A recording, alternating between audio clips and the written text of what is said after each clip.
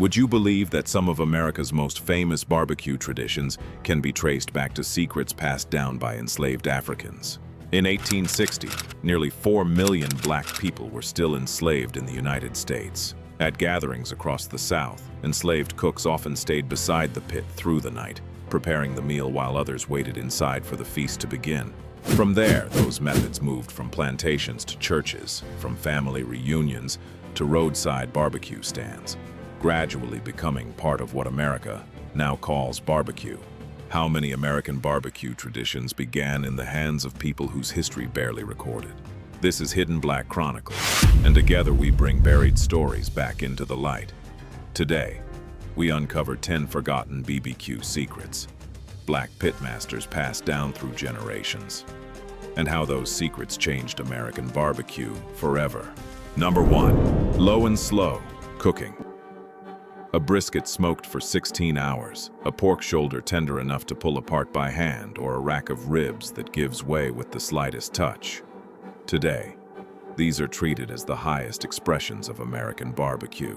Yet long before those dishes appeared on television, at national competitions or in celebrated restaurants, black cooks across the South had already learned how to hold a pit steady through the night, relying on sight, sound, and knowledge passed down from those who came before them.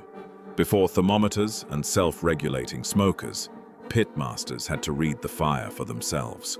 They watched the color of the coals, listened to the fat hit the heat, and moved embers from one section of the pit to another.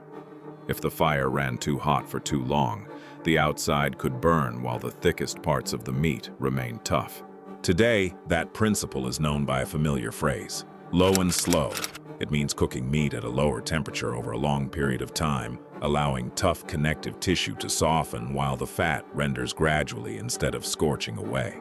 That may sound simple when modern equipment can hold the heat steady, but for pitmasters during slavery, every hour demanded judgment, experience, and constant attention. The role of black people in the development of American barbecue cannot be separated from slavery. The 1860 United States Census recorded 3,953,760 people living in bondage. On plantations and in wealthy Southern households, enslaved black workers were forced to handle slaughtering, meat preparation, and cooking for large public gatherings. When a barbecue feeding hundreds of guests was judged a success, the host might receive praise and the politicians in attendance might be named in the newspapers. The person who had stood beside the pit since the night before was often reduced to a vague word such as cook or servant.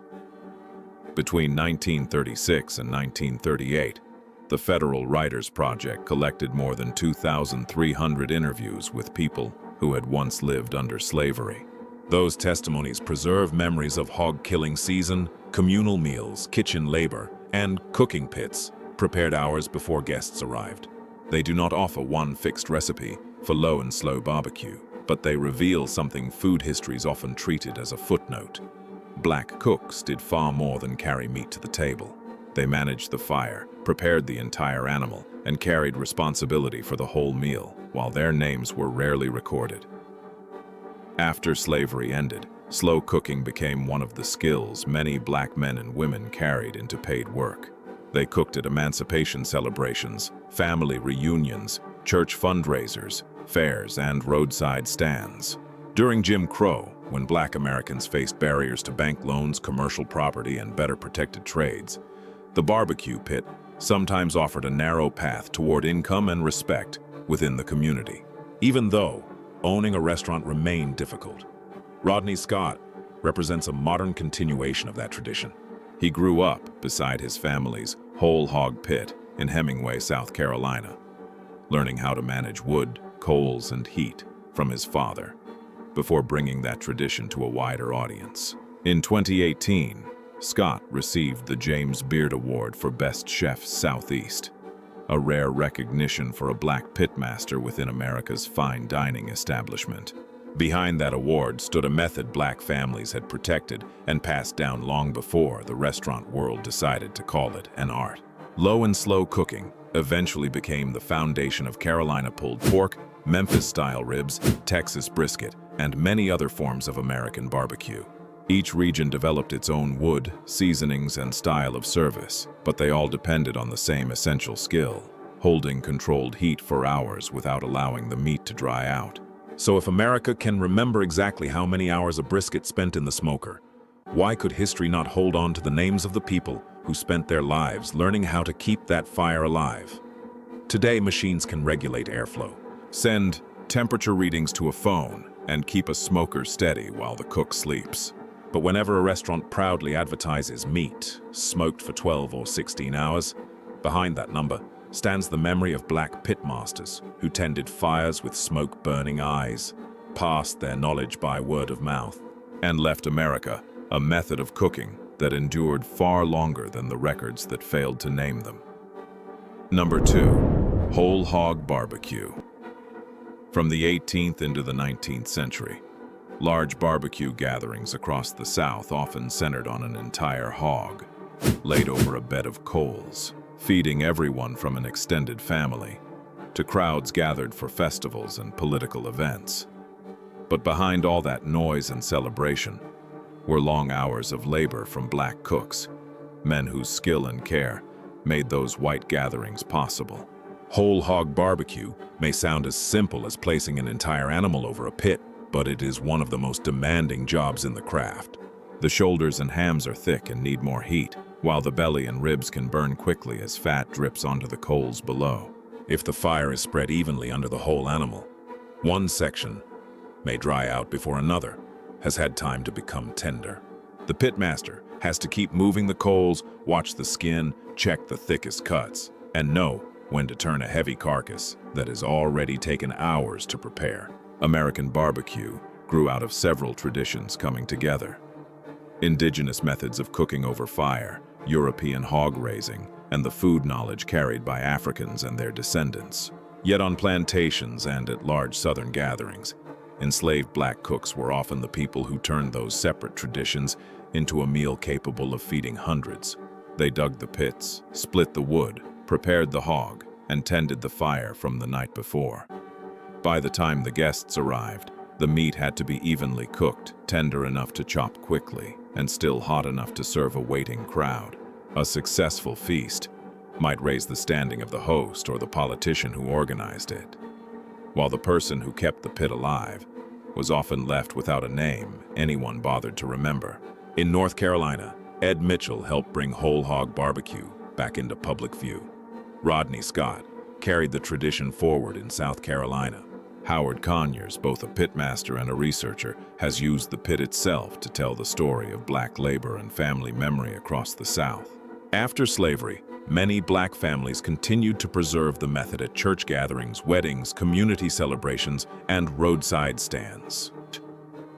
Whole hog barbecue eventually became one of the defining traditions of the Carolinas, but that regional label often covered over the people who carried it through the Jim Crow era, when black Americans still faced barriers to loans, property ownership, and opening restaurants under their own names. If one whole hog could feed a crowd, how many generations of unnamed pitmasters did it take to feed a tradition that America now proudly calls its own? Number 3.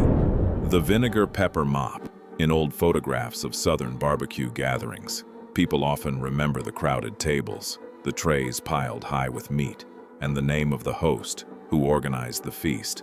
The person who had stood beside the pit since the night before, dipping a long mop into a bucket of vinegar and pepper and brushing it across the hog for hours, was often left without a name anyone bothered to keep.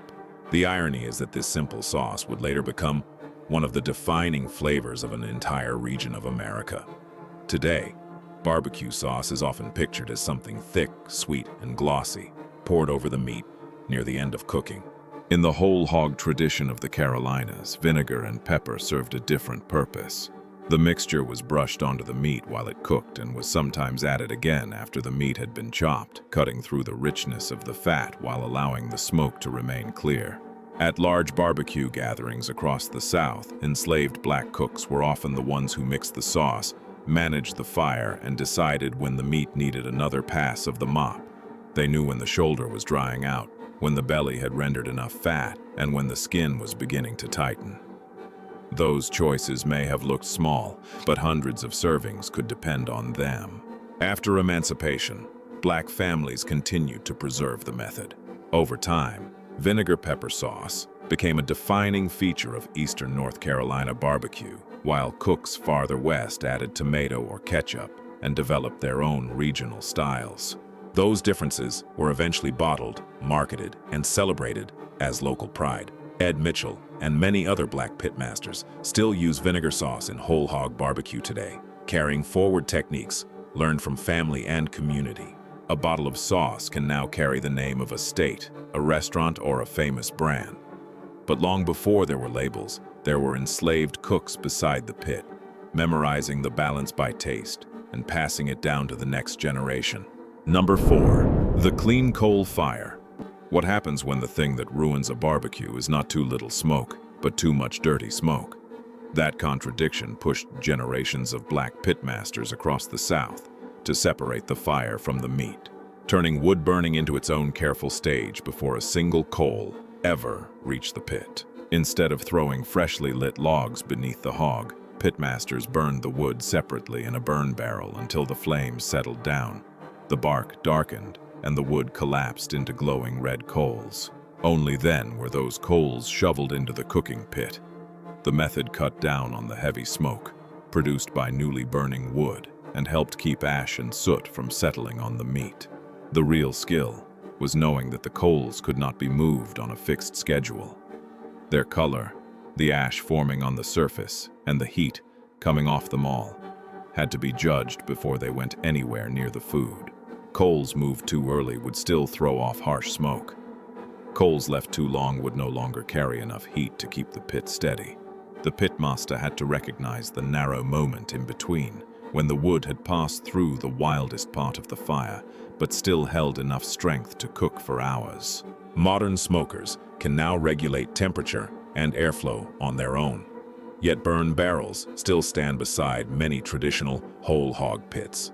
They preserve a lesson. Industrial barbecue can easily blur. Good smoke flavor does not come from burying meat beneath as much smoke as possible. It comes from knowing which part of the fire belongs near the food and which part must burn away first. The person eating sees tender meat and a beautifully darkened crust on the plate. Off to the side, another barrel of wood is still burning, carrying a practice black pitmasters spent generations refining, turning a violent flame into one measured shovel of coals at a time. Number 5. Burnt ends. There was a time when the dark, crusted edges of a brisket were not considered worthy of the plate. They were fatty, heavily smoked, uneven in shape, and often chopped away after the cleaner slices had already been served. Yet those very pieces, pushed to the side and overlooked, would become one of the most sought-after foods in Kansas City barbecue. At black-owned barbecue places like Arthur Bryant's, the bark-heavy, fatty edges were often chopped into smaller pieces and sometimes set near the counter for customers to sample while they waited. People began to realize that the least polished part of the brisket often carried the deepest flavor. The smoke, the seasoning, and the richness all concentrated in one bite. What had once been treated as an afterthought slowly became one of the main reasons customers came back. That story belongs to a line of barbecue knowledge that stretches back to Henry Perry, who helped lay the foundation for Kansas City barbecue in the early 20th century and continued through Charlie Bryant and Arthur Bryant. There is no solid evidence that one person alone invented burnt ends, but black pitmasters in Kansas City helped move them from the scraps at the edge of the cutting board to a signature food of the entire city. Today, burnt ends appear in upscale restaurants, barbecue competitions, and menus across the country. A food that was once left near the corner of the counter can now cost more than the clean, picture-perfect slices beside it.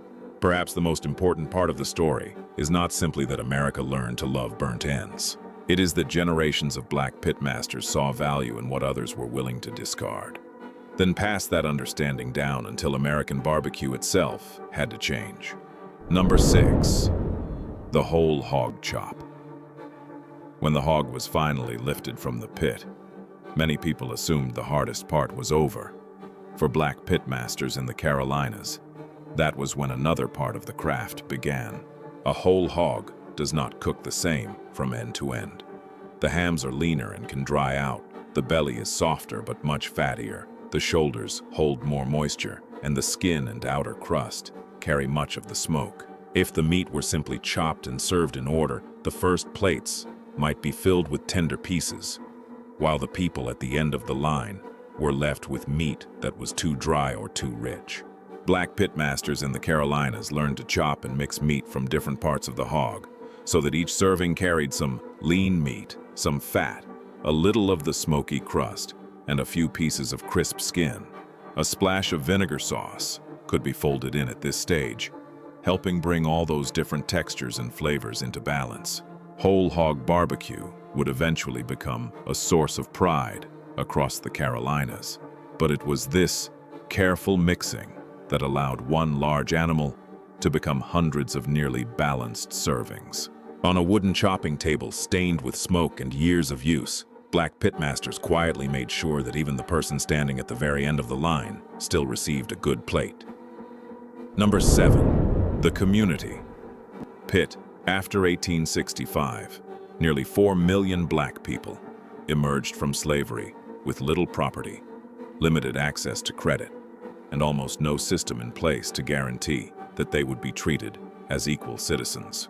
Under those conditions, a barbecue pit behind a church or at the center of a family reunion could become one of the few places where knowledge still belonged to the community that had created and preserved it.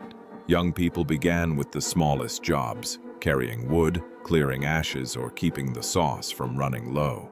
Over the years, they learned how to tell when the coals were ready, when the pit should be opened, and when the meat needed another hour undisturbed. There were no textbooks and no certificates.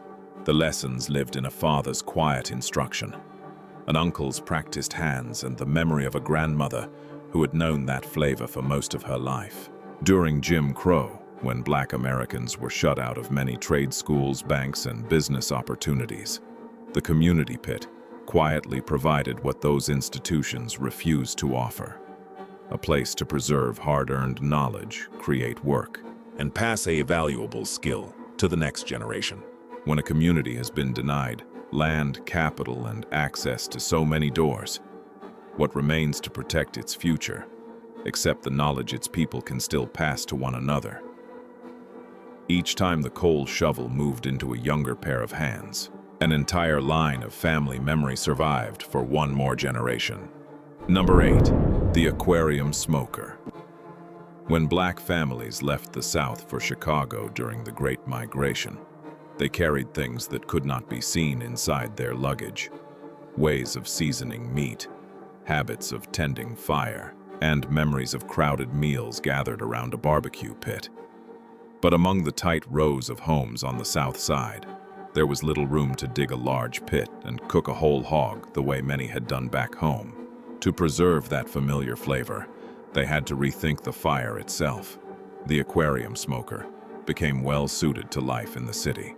Built from metal with large glass panels, it allowed pitmasters to watch the meat without opening the chamber again and again. Heat and smoke stayed more consistent, while rib tips and spicy sausages could be cooked steadily for a constant flow of customers. In 1954, the Lemons family opened Lem's BBQ in Chicago. Over the decades, the restaurant helped tie the glass-front smoker closely to the barbecue culture of the South Side. Black-owned places like Lem's turned that design into one of the defining features of Chicago barbecue. Through smoke-stained glass, diners could see more than meat cooking. They could see the trace of families who had left the South behind, carried a familiar flavor north, and found a way to keep it from disappearing in a new city. Number 9. Henry Perry's Urban Pit. Around 1908, in the busy garment district of Kansas City, Henry Perry began selling barbecue to working people who needed a hot, filling meal they could afford to buy again the next day. He had no elegant dining room or oversized sign, only smoke, meat, wrapping paper, and a way of serving barbecue that fit the pace of city life. What Perry passed down went beyond a peppery sauce or the ability to cook several kinds of meat over the same pit. He helped move barbecue from large outdoor gatherings into a business that could feed factory workers, drivers, and families day after day. Meat was cooked in large quantities, divided into individual portions, wrapped quickly, and handed to a steady stream of customers. That knowledge continued from Perry to Charlie Bryant and then to Arthur Bryant, who later built one of Kansas City's most famous barbecue restaurants. The city would eventually become known as one of America's barbecue capitals, while Henry Perry's name remained buried deep in local history. Whenever Kansas City celebrates its smoke and barbecue tradition, traces of one black entrepreneur's small pit from the early 20th century are still there, in the way an entire city learned to cook, serve, sell, and love barbecue. Number 10. East Texas beef links. In Beaumont, Texas, some recipes were never written down in cookbooks. They lived in the memory of each generation. Since 1912, the Patillo family has served coarse-ground, heavily seasoned, smoke-rich beef links that became a distinct part of East Texas barbecue. Unlike factory-made sausages designed to taste and look exactly the same, traditional beef links depended on the balance of meat, fat, seasoning, and the stuffing method each family guarded and passed down. The person making them had to know whether the mixture carried enough fat, whether the casing would hold the juices over the fire, and when to pull each link before the outside split open. Patillo's BBQ survived across generations in a state where barbecue history is often told through brisket, cowboys, and European immigrant meat markets. Within that familiar story, black families in East Texas could easily disappear from view, even though their cooking helped shape the barbecue traditions of the Gulf Coast. Today, a beef link can be sliced open in a matter of seconds. But preserving that same flavor for more than a century required generation after generation of one family standing beside the smoker, remembering how their elders made it, and teaching the next pair of hands to carry it forward. Barbecue remembers smoke, fire, and flavor, but history must also remember the black hands that carried them forward. These pitmasters gave America more than recipes. They preserved knowledge, community, and survival. Share their stories, honor their names, and subscribe to Hidden Black Chronicles so their legacy keeps burning for generations.